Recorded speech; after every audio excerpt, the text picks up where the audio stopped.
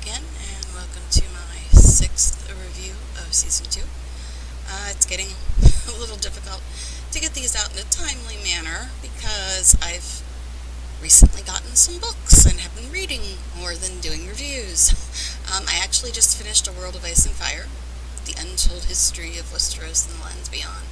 I just finished that, and I also now have the entire 5-book set from George R.R. Martin, and it's very tempting to read those right now. I've already been through the first 2, and I was planning on reading 3, and I'm not sure what to do with 4 and 5 because I don't like reading ahead. And by the end of Season 4, people are in 3 different books, so it's difficult. Anyway, so that's a little explanation for why I haven't been getting a lot of these out, but I'm going to still continue to try and get them all out before Season 5 begins, but we shall see. Anyway, for those of you wondering, I do my reviews mostly from a show watcher's perspective, because I watched the show before I've read any of the books, and I've only read the first 2 books, and of course, The World of Ice and Fire book, which I just read. So, I'm not one of those people that sit there and hate on the show for every little thing they change, like a lot of the book people do, because to me, the show was the first thing I was into, and the books I'm just reading to get additional information. And I, of course, share some of that additional information when it comes up in the show. Nothing spoilery, but just stuff from, like, the past and the history. And the only thing I talk about for future episodes or anything is just saying, hey, pay attention, this is going to be important. So that's how I do my reviews, for those of you wondering. And as I said, this is the 6th episode of Season 2, The Old Gods and the New. So let's go ahead and get started on this one.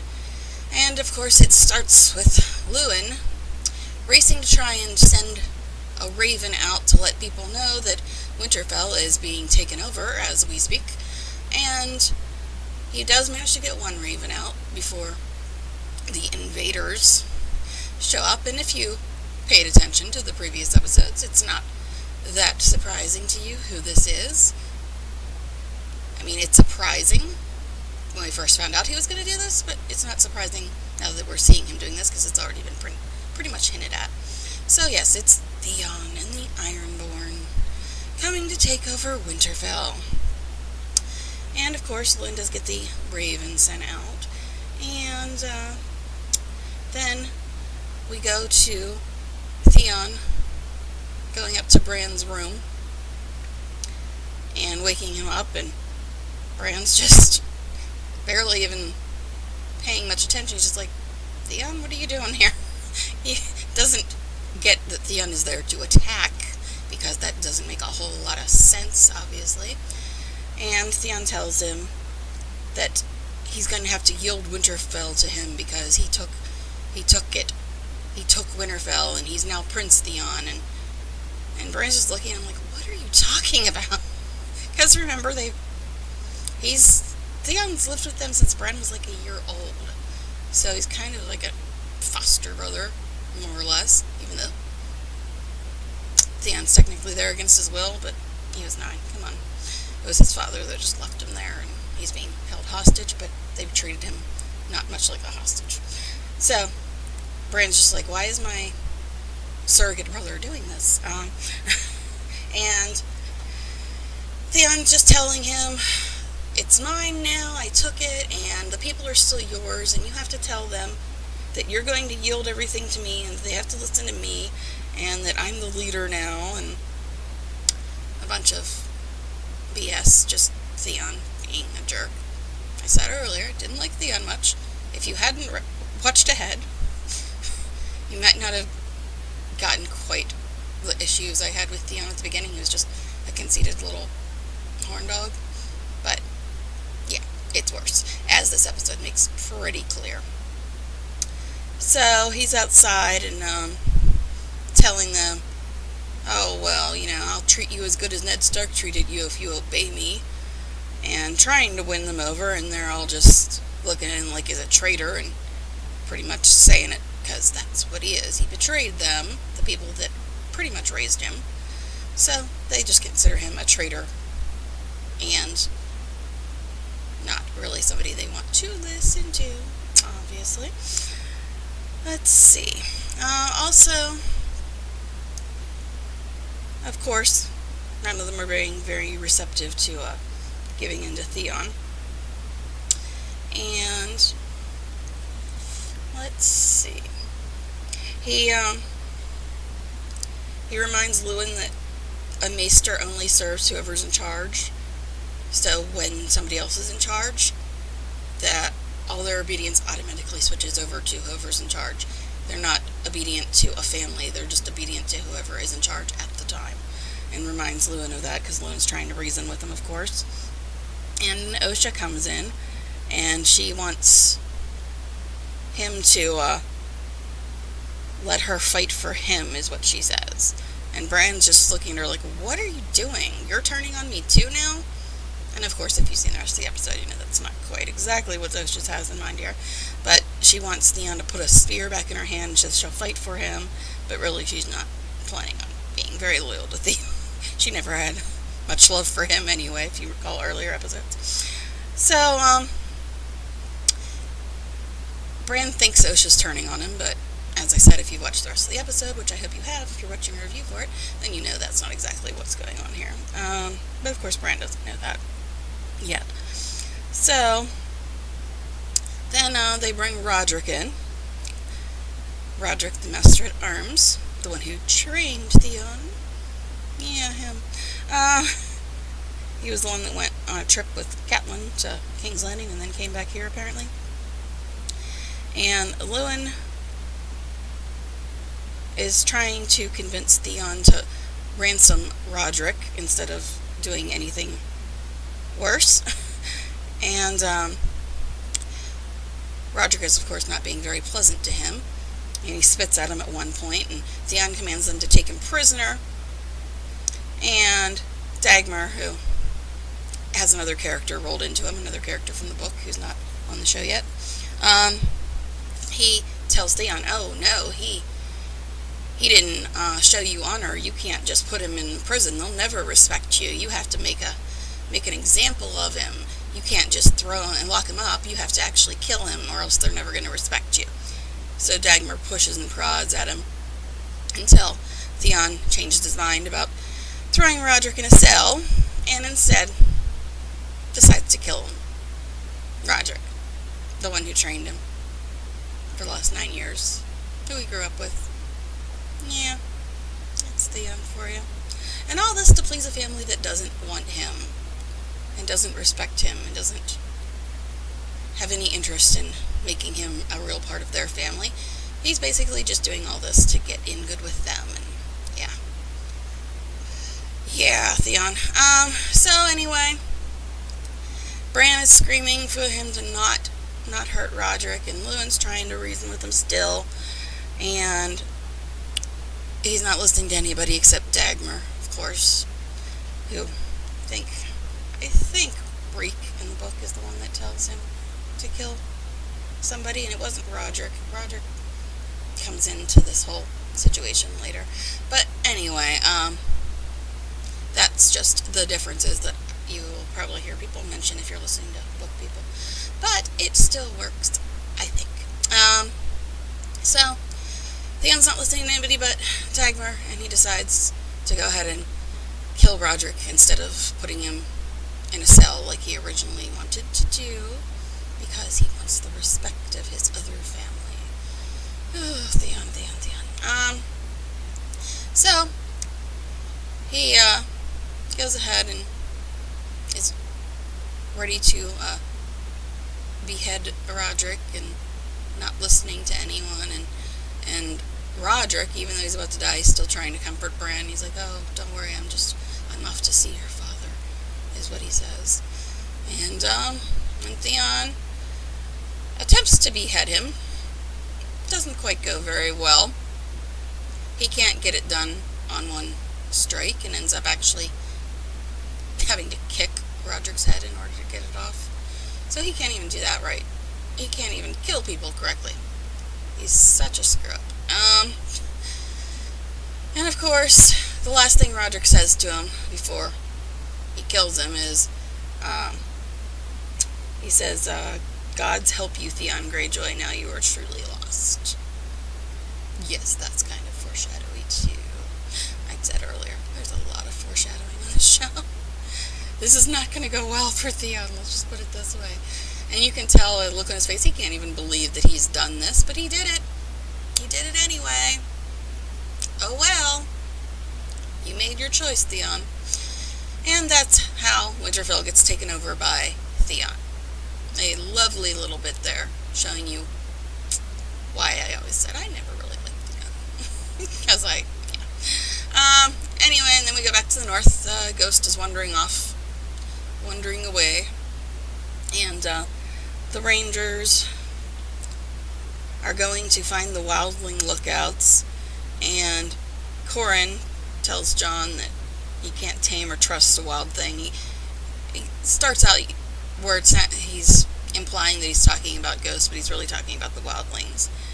And he says that they have their own rules and their own reasons, and that you can never actually understand the way they think because we're not like them. And he says that they sleep during the day and they hunt at night, and Jon says, "Oh, I thought you said you couldn't know or understand wild things." And Corin says, "Well, I said you couldn't." So Corin's been out there long enough; he might as well be a wildling at this point. He knows enough about them because he's lived like them for a while. And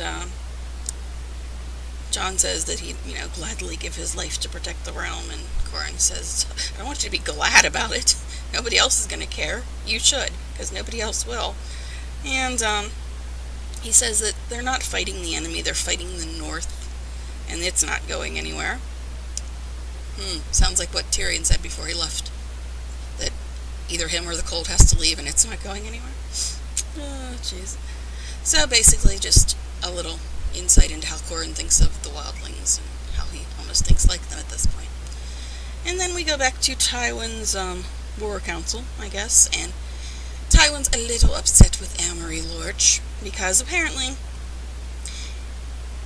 Amory sent their plans to a house that was loyal to the Starks. He messed up the names or something along those lines. And to explain it to him, he tries to get out this book, and he tells Arya to get it, and he starts explaining to her which book it is, but she already has grabbed it. And he says to Amory, "Apparently my cupbearer can read better than you." So once again, he's starting to see that Arya is not quite just a little commoner girl.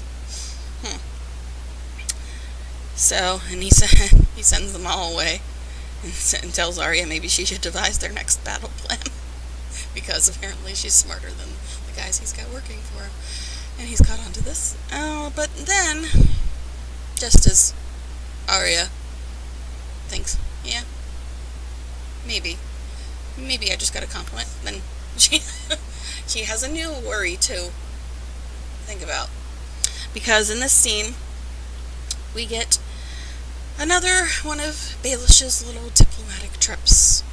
He went to talk to Catelyn, and then he was talking to Marjorie and Loras, and he was talking to Renly, and now he's here.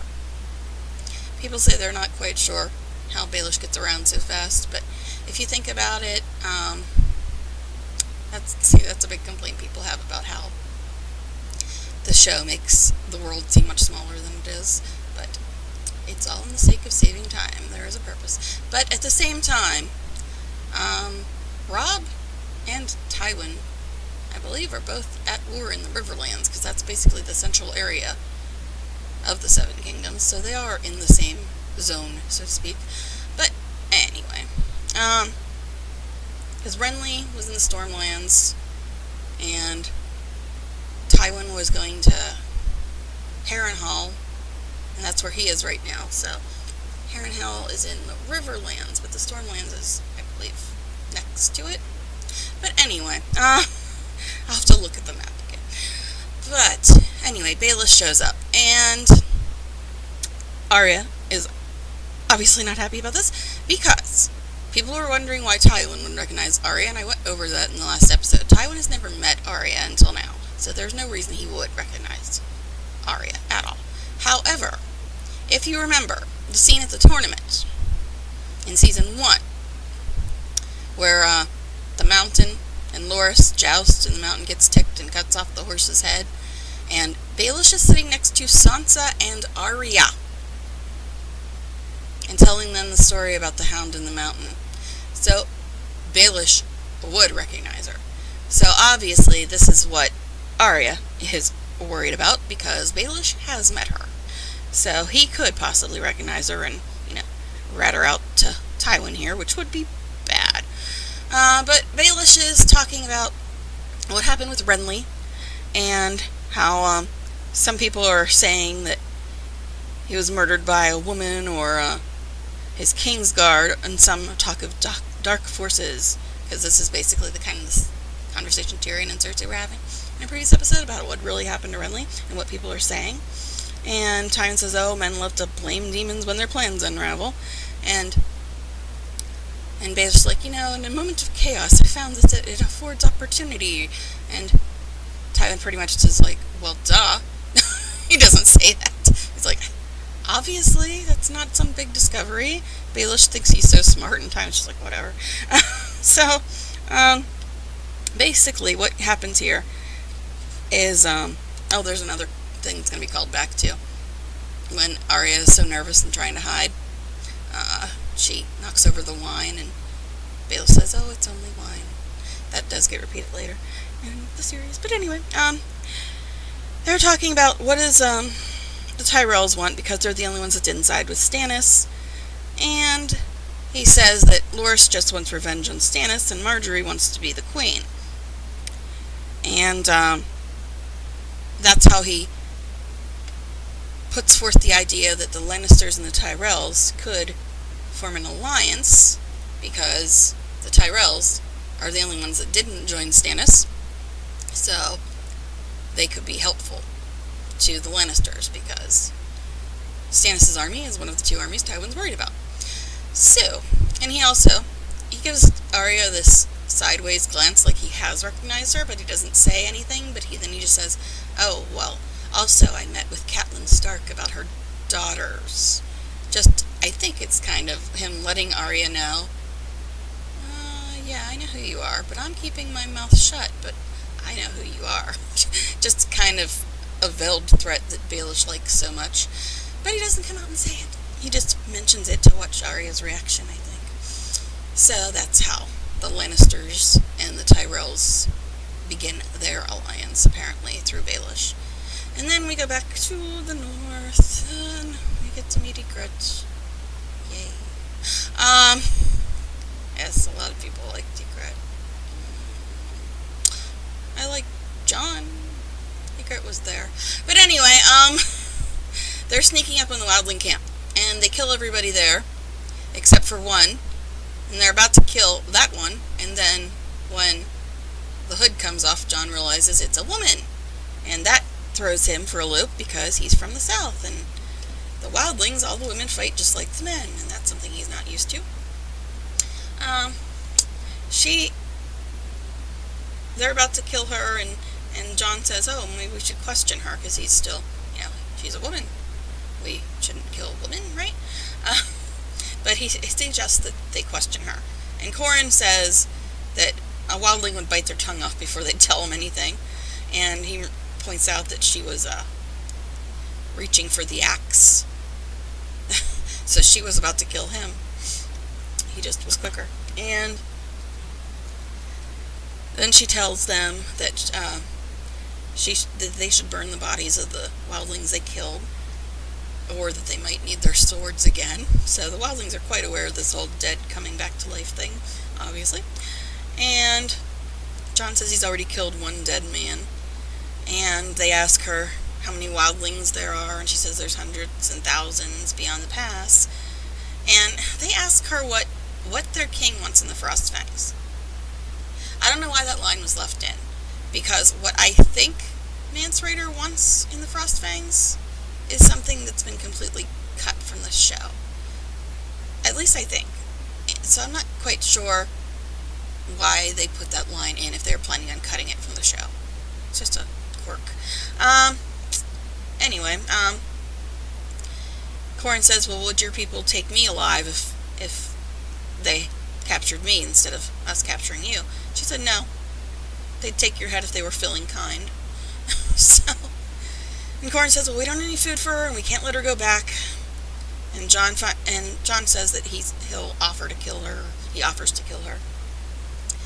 And Corin shrugs and says okay, and then the rest of them leave. And Ygritte notices his hesitation when he's left there to kill her by himself, just her and him. And she says, oh, you've never killed a woman before, have you? And she then tries to flip it around and says, you don't need to kill me. Mance would take you. I know he would. I don't know where she gets the idea that Mance would take him. I don't know where she gets this knowledge from. I think she's just trying to save her butt, honestly, but for some reason John hesitates again. John. I like John, but this was really... Anyway, and she tells him, well, she moves like she's just ready to get killed. She doesn't care at this point. Wildlings are a little different. The women fight, they know all about what's going on, and they're not afraid to die. So she just moves to let him take her head, and he's still hesitating, and she says, this is what Rose Leslie, who plays Ygritte, says one of her favorite lines are, strike hard and true, Jon Snow, or I'll come back and haunt you, is what she says here before he's about to kill her. And he swings, but deliberately misses, doesn't kill her. And she looks back at him and realizes that he's not going to kill her. And, of course, she uses that to her advantage and takes off, leading Jon on a merry chase through Iceland. Oh, I'm sorry, the land beyond the wall. So, I'm just wondering how many stunt people they had to use for that, because I have a feeling, I don't think they want Rose and Kit running through the snow and ice. Could lead to problems. Hey, I don't know. Maybe. So, that's how Jon meets Ygritte, and gets so thrown off by the fact that she's a woman, and I guess, maybe is seeing something else about her that makes him not want to kill her. I mean, I've seen a head, but still, I don't know.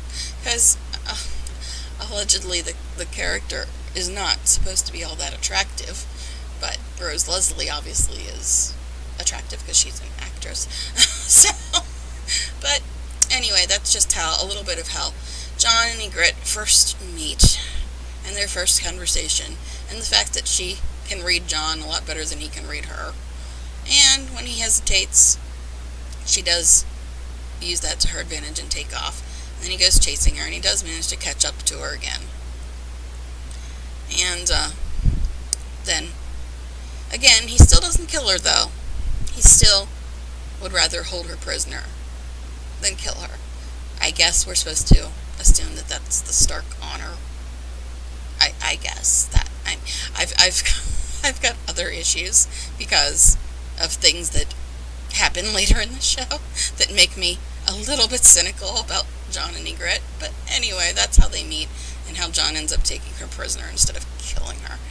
And that's basically just that little introduction. And after this, we go to Myrcella getting sent off to Dorne, as Tyrion told the spy Pycelle that he was sending her to Dorne to be engaged to Tristan Martell. We don't hear much about Dorne at all until season 4. But I've said before, I think I'm really going to enjoy Dorne. By the end of the 4th season, we've met one character from Dorne, and I really like that character. And I've heard things about other characters from Dorne who I think I'm really going to like, as well as like a lot of stuff about Dorne. But that will be in season 5. Anyway, Cersei's pissed off as usual, because Tyrion's sending Myrcella away, even though, as he pointed out, she's a lot safer to not be there when Stannis comes for them. And Cersei has this little line where she tells Tyrion, one day I pray you love someone truly before I can take her from you. So, Cersei's a little miffed about losing her daughter. Yeah, And Tommen is crying as Myrcella sails away, and Joffrey's making fun of him, of course, for crying. And Sansa forgets her self-censoring again and says, "I saw you cry." And he says, "Excuse me?" And of course she changes her story. And she says, "Oh, well, my little brother cried when I left." I don't remember that scene. Why anybody cry about Sansa leaving? But anyway, sorry. Moving on. And she says that she saw her little brother crying when she left. And Joffrey says, "Is your brother a prince?" And she says, "No." And he says, "Well, not really relevant then, is it?" Typical Joffrey. Being Joffrey. And so just a little more insight. Joffrey's a jerk even to his own siblings. And Sansa still occasionally slips, says something a Stark would say, and then goes back to being her little perfect, docile, loyal self again. Like I said, I get what Sansa's doing, which is still really annoying. But anyway, then they're on their way back through the town. The royals among the commoners. That's a recipe for success, isn't it? No, it's not. And of course, a riot breaks out. They're all yelling things at Joffrey like he's a bastard and we're hungry. And see, this is the thing. Cersei's got a really big problem with bastards. All of her kids are bastards. Just saying. Just saying. But anyway, the commoners are not thrilled with the royal people. They throw some poo at Joffrey's face. A cow pie or something. I didn't see any cows. Maybe a horse pie. Apple, something. Anyway, he gets poo thrown at him, basically. And he's not happy. Not happy at all. He's immediately demanding that everybody in the city be murdered because they threw poo at him. Tyrion quickly gets Tommen back to the keep. And Joffrey's yelling about them killing everybody. And that he wants them all executed. And Hound says they want the same for you. And they rip off the Septa's arm. Lovely. I guess that's what they're having for dinner tonight. I don't know.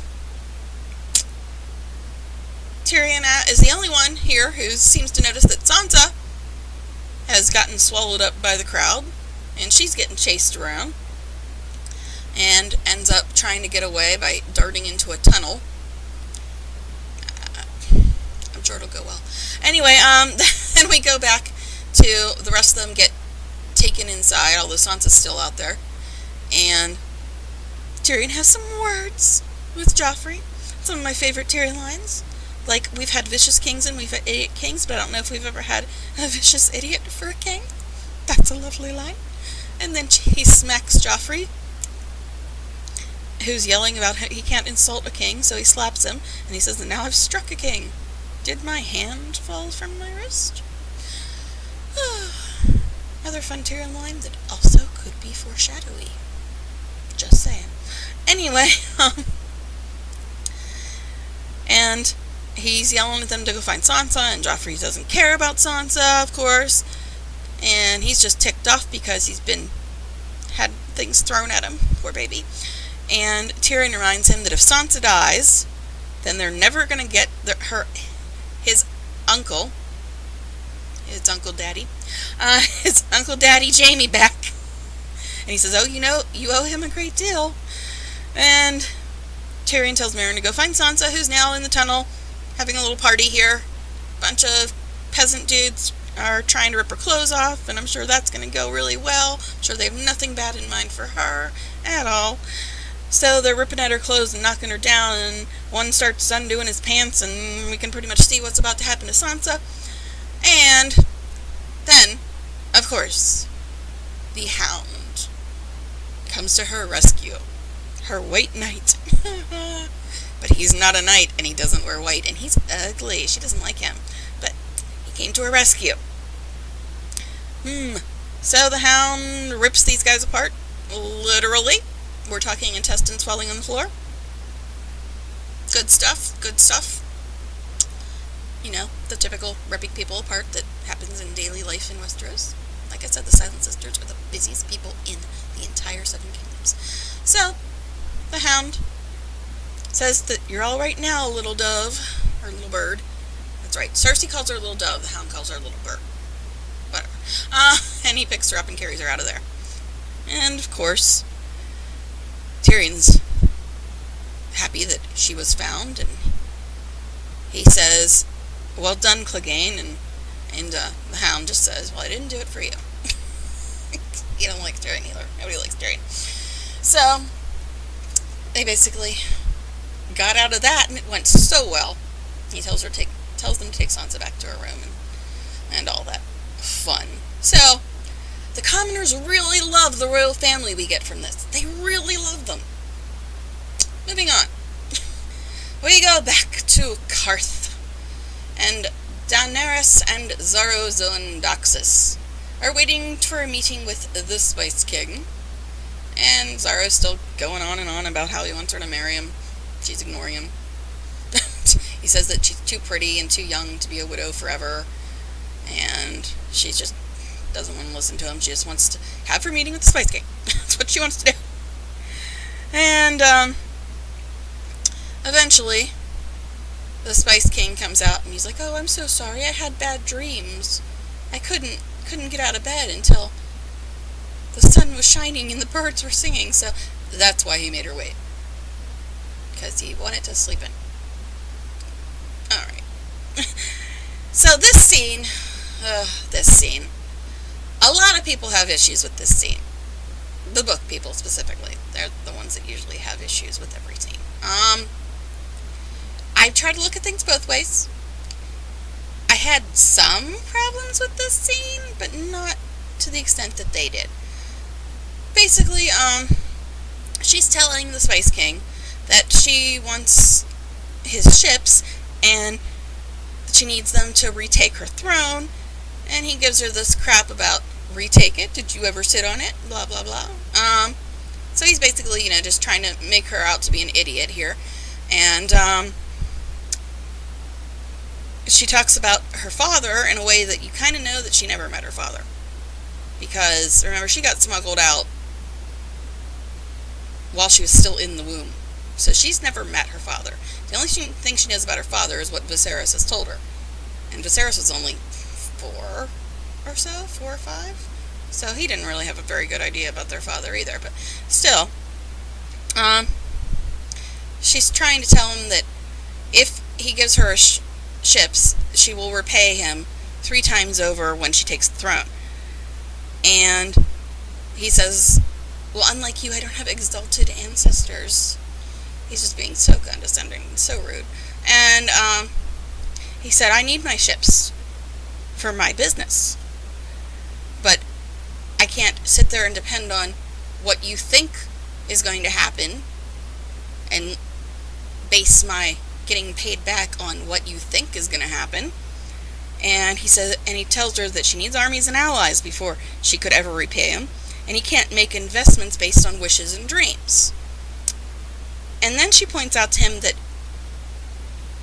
she had dreams about being able to hatch the dragons before it happened, and uses that as her proof that her dreams will come true, because she's not your average person. She had a dream and it came true. She stepped into the fire and came out with 3 dragons. She says that she can make this happen. She can take over. And she's trying to convince him that she does have the ability to take the throne again. And he says, "Well, I admire your passion, and I'm sure, that you believe it, but I have to rely on logic, not passion." And he says, "You can try to take the throne back, but you're not going to do it with my ships." So he basically turned her down. And the problems people have with the scene is they say that she's acting like her brother. I did not get that at all from this. She's upset. But at the same time, you get other instances where she says about how she doesn't want the Dothraki to steal or kill people, and that she doesn't want to be a bad queen, and she wants to be a good queen. And you get a lot later on in the show about how she wants to earn her right to rule. And she wants to repay people for helping her and things like that. And those are all things that Viserys would never do or say. Viserys just wanted the throne, period. Didn't care who got hurt, didn't care what kind of ruler he'd be, he just wanted to take the throne. She wants to take the throne as well, but not just because. She actually wants to be a good ruler. So that's how I don't see how people compare her to her brother. They both want the throne, yes, but they want to do very different things. And I think that should be obvious to anybody that watches the show, but hey, whatever. So that's just that scene where she gets turned down and people don't like that scene and say she's acting like Viserys, which I don't get at all. But anyway, then we go back to Arya snooping through Tywin's mail. That's pretty much what she's doing here. And Tywin notices her glancing at the letter and asks her who taught her to read, and she says her dad did. And then he starts talking about Jaime. And we hear that Jaime was dyslexic when he was younger, and Tywin forced him to study how to read 4 hours a day, and he hated him for it, but he still did it. And that's just a little more backstory on Tywin. And he asks Arya who her father was and if he's alive, and she says that he was a stonemason. And Tywin says, oh, a stonemason who can read. So you can tell he's getting the idea that she's probably highborn, and for some reason she's hiding it. So it's kind of peculiar. And he asks her, well, what killed your father? And I love this. She says, loyalty. So true. So true. Yeah. And she asks Tywin about his father, Tytos. And she's basically just trying to keep him talking so she can steal the letter. Sorry. But we hear that Tytos Lannister, Tywin's father, was a weak and cowardly man with no backbone, and he nearly destroyed their house and name. And you can see that that's something that actually seems to bother Tywin. Because it says many times throughout the book that the one thing Tywin could never stand was to be laughed at. And his father was laughed at all the time. So basically she's just trying to get him talking to get the letter. And of course after he starts talking about his father, then he quickly changes the subject because he doesn't want to talk about it either. And at this point she's already got the letter. And he says, oh, I'm cold. He just changed the subject really quick like that. And she's like, oh, I'll go get you wood. And she leaves. Because she's already got the letter, which is what she was trying to do. So, she gets out of there with the letter, and she's reading it. And I guess it's about troops movements or something. They show it here, but it's about troop movements of, Rob's troops, I guess. And, then, Amory catches her with the letter, and she tries to make up some story, and he doesn't buy it. And she runs away. She's trying to find Jaqen. And she's just trying to get away from Amory before she gets routed out, because Tywin already is seeming like he's got some suspicions about her. So she doesn't want him to have any more suspicions. She just wants him to not be a problem anymore. So she's, like I said, she tries to make up a story, and then she runs off because he doesn't quite believe her. And she's looking for Jaqen and goes through and mistakes one guy for Jaqen, and Amory's still trying to chase her down. And eventually she does find him. And then she tells him Amory Lorch as her second name. Because, Jaqen will kill 3 people for her, and he already killed the Tickler, although she said that name before she believed that it was true. And now she knows it's true, and she tells him Amory Lorch. And he says, oh, the girl has given a second name. And she says, now.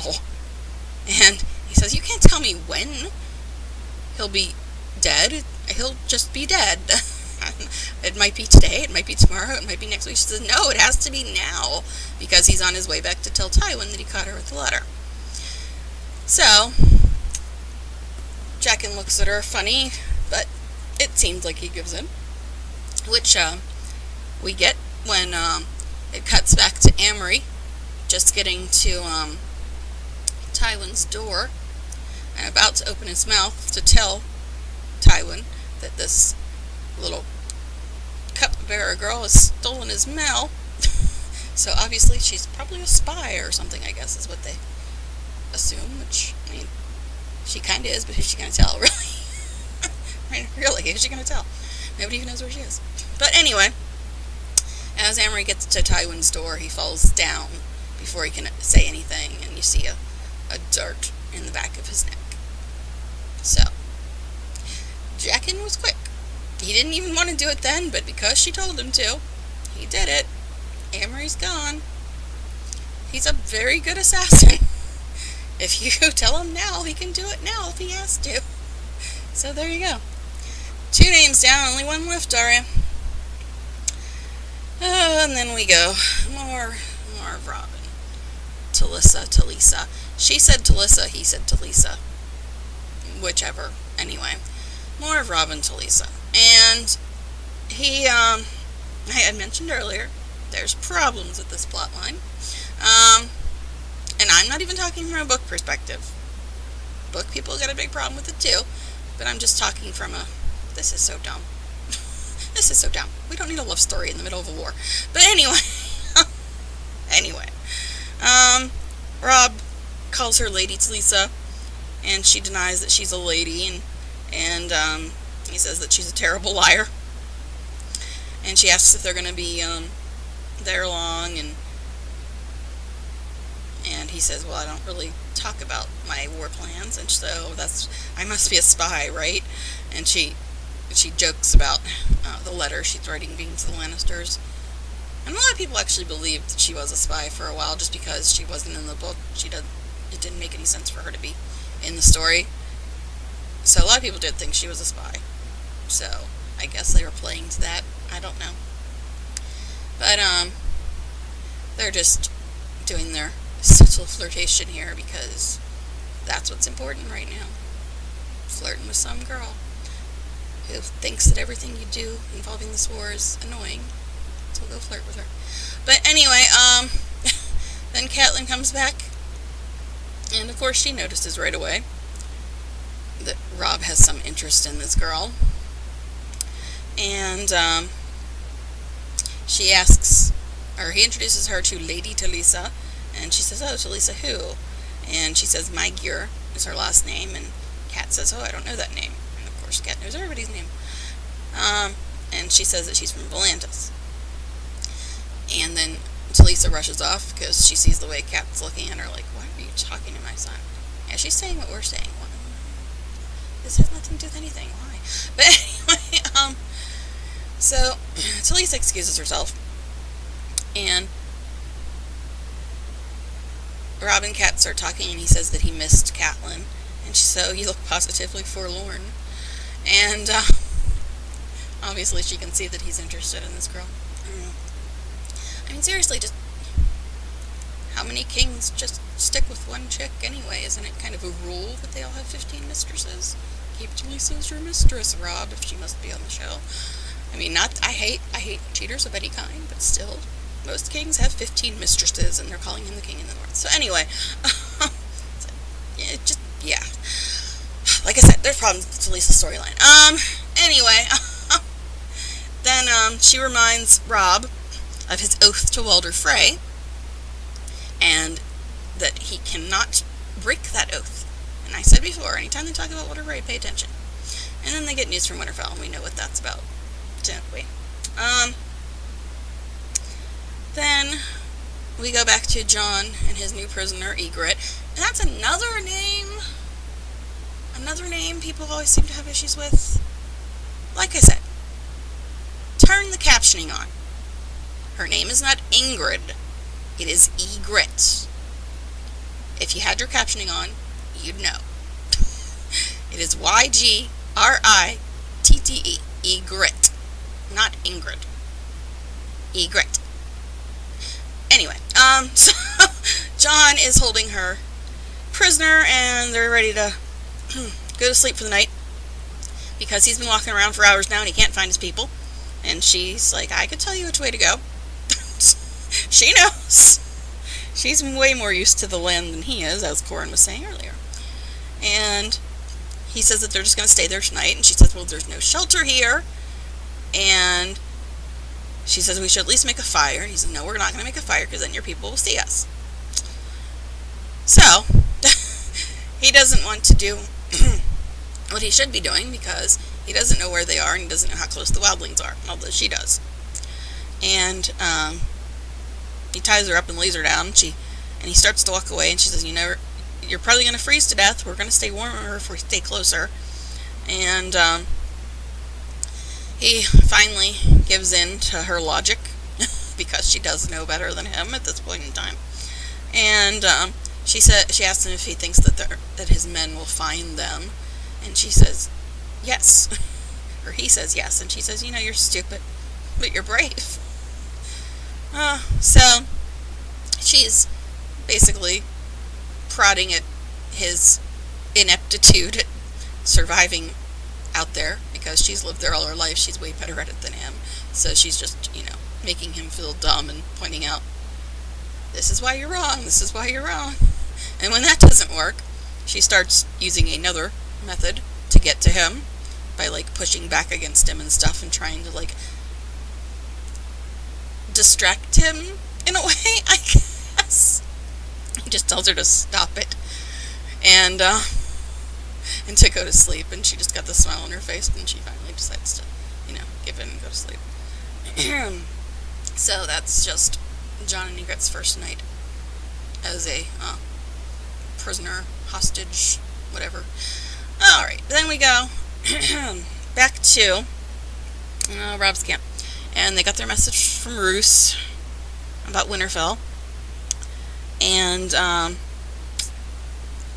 they don't get why Theon would have done this. And Roose answers it. He says because the Greyjoys are treasonous whores. So, he's got it kind of right. And there's nothing in the note about Bran or Rickon.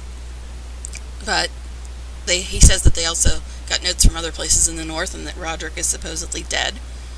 And Kat tells Rob, I told you not to trust Theon. So, she was right about Theon.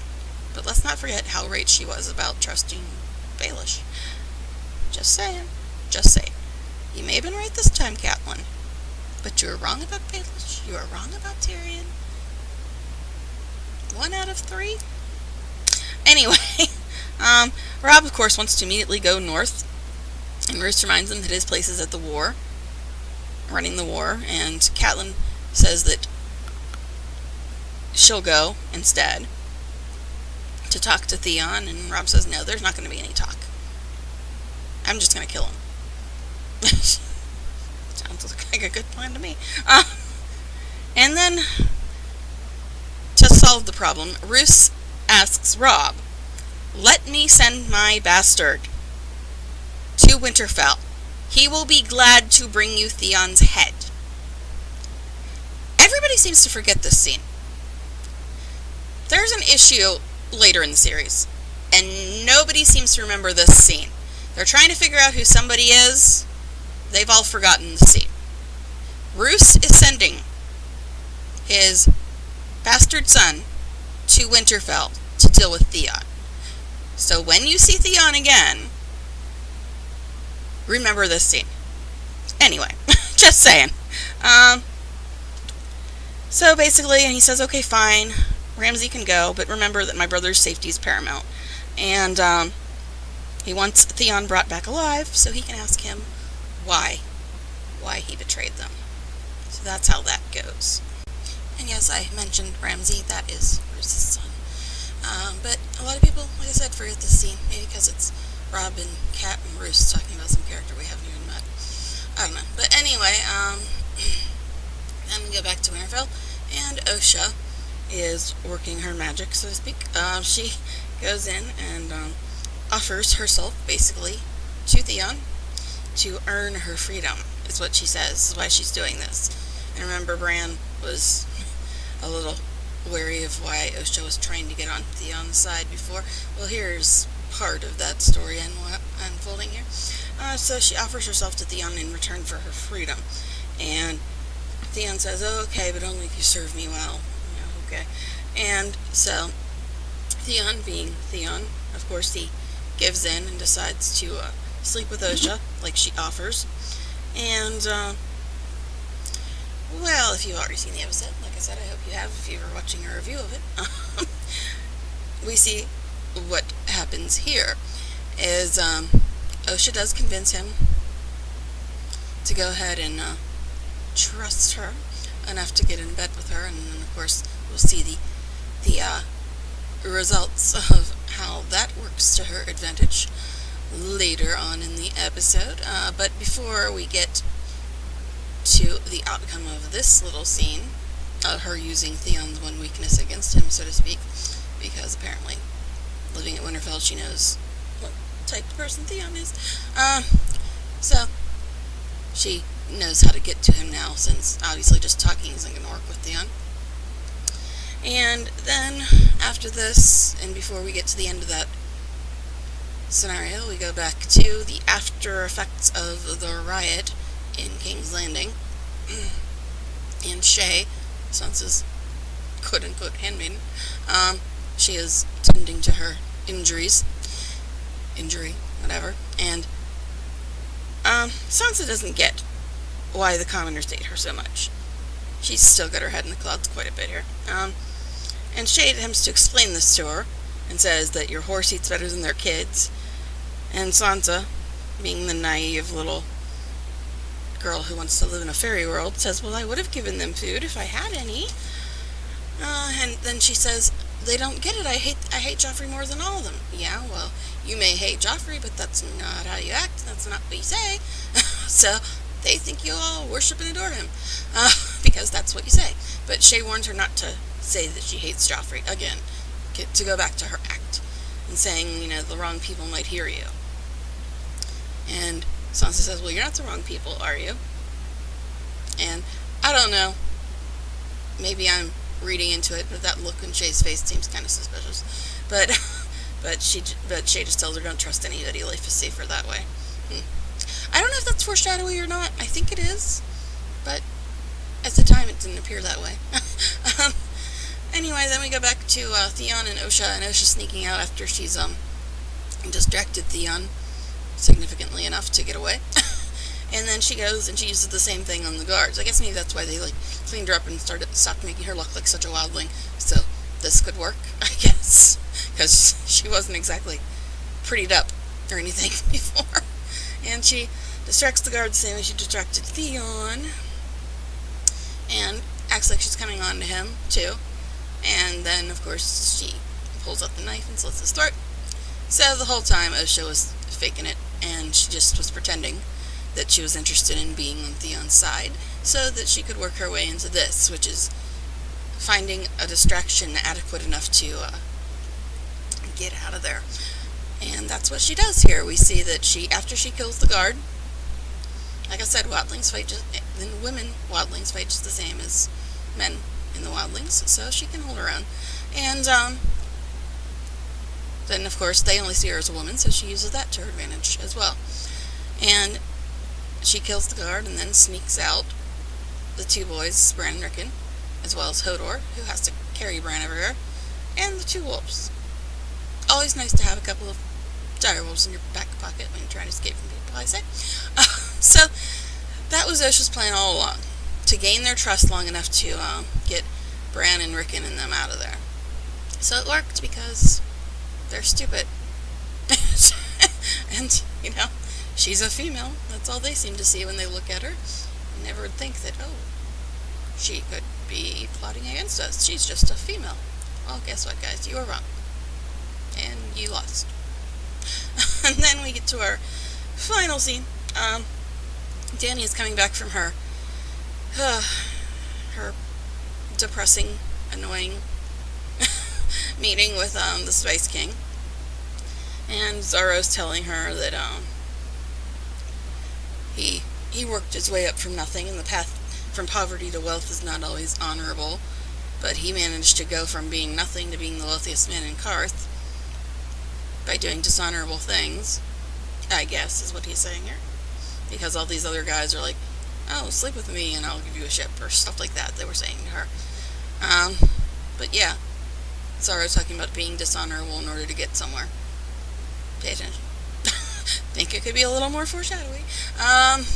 Because I told you in the other review about the wedding tradition, about how the bride and groom have to give the other one thing they asked for and they can't refuse. But anyway, that's just my take on why Zara wanted to marry her.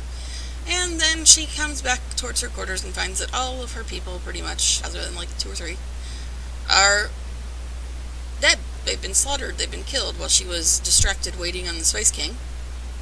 And then having him talk down to her. While this was all happening, all of her people were getting killed.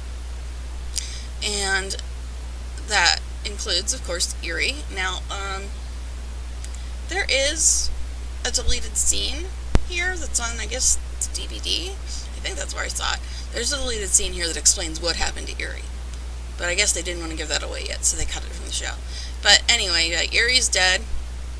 Dory is missing. The dragon cages are empty. And Danny's not happy. And this is where, of course, the episode ends with her, hollering, "Where are my dragons?" And people say that she says that all the time. This is the 6th episode. She doesn't have that long to say that line. And people say winter is coming about 7 million times. So they say that a lot more than Danny says, "Where are my dragons?" Because her dragons aren't even missing for that big of a part of the series. Let's put it that way. So she couldn't be saying it that often, people. She says it a couple times, I believe, but they say winter is coming in every episode, pretty much. But anyway, so that's what happened. Her people all got killed, and her dragons have been stolen, and they show the guy taking them towards that place, which we don't know yet, but it's going to be explained what that place is in later days. So that is how the episode ends. Dragon napping. And of course, murder of most of her people. And her dragon's getting stolen. So, again, Danny can't get a break. And, like I said, people have a lot of issues with Danny's plotline because of the previous scene where they say she's acting like her brother, and I gave my arguments as to why I didn't see that at all, why I'd never for a moment thought that she was acting anything like her brother, because her brother's a scumbag and she's not. They just both want the same thing. One thing. It's the same. They both want the throne. But other than that, they're completely different people. They just happen to want one thing in common. But anyway, and then, of course, the book people will point out that Karth is completely different, and her dragons were never stolen in the book. Let's just put it that way. The place where they're taking the dragons to in the show is a place she chooses to go to on her own to find answers and stuff. So that's what happens in the book. I don't know. I didn't really have much of a problem with Danny's plotline. Other people had a lot of a problem with it. And yes, it was different in the book, but whatever. It still ended pretty much the same way. And that's what matters. And that's what the show has said on numerous occasions, that the book and the show are supposed to have the same ending. They just may have to take very different paths to get there. Now, I'm not sure why they chose to change this story, but it does fit with what they said about taking different paths to get to the same place. And this is an example of that. Not quite sure why they changed it, but that's what they did. I guess maybe because they can't show the dragons that much on the show because it's too expensive, so they had to have an excuse for not showing them. Maybe that's it. I don't know. But as I said, they both pretty much end up in the same place, and my only complaint about her entire storyline is not the same complaint the book people have, or the complaint that people say where she's acting like her brother. My only complaint is that they cut out some important stuff from the scene when she finally does go into the place where the dragons are being taken. They cut out a lot of that stuff. And that's my one huge gripe about the show, is all the prophecies, dreams, and visions stuff that they cut out. And that's why I made a separate video about that. So, anyway, that's the end of episode 206, The Old Gods and the New. And as I said, it's getting kind of hard for me to do a lot of reviews because I'm trying to get through all the rest of the books. I'm still not sure what to do after book 3 because I don't want to read ahead, but some characters are already in book 4 and 5 in the show, so I don't know what reading ahead is anymore. But anyway, I will try to get out more to you as soon as I can, and I hope you will stick around to see them. Bye all.